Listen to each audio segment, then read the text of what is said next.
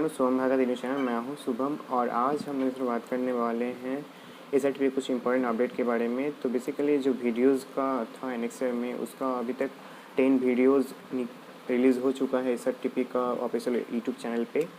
और साथ ही साथ आपका जो वीडियोस होगा हर एक डिपार्टमेंट में जो भी है आपका 250 से 300 तक आपका वीडियो आपका जो रिलीज़ होगा यूट्यूब पे।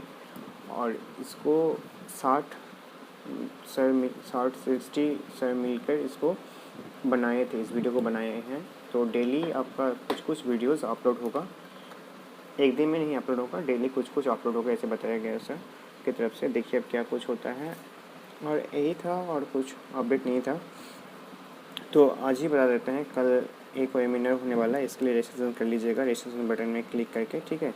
और ज्वाइन करना है तो डायरेक्ट आप ज्वाइन हो सकते हैं इसमें, अगर रजिस्ट्रेशन नहीं करते हैं तो। और गूगल फॉर्म में है तो मेरा ऑलरेडी रिस्पॉन्स है। कल क्या कुछ क्लासेस हैं 24 जुलाई को, प्रोजेक्ट 8 का online lecture and practical demonstration, project 14 10 का है 3 बजे।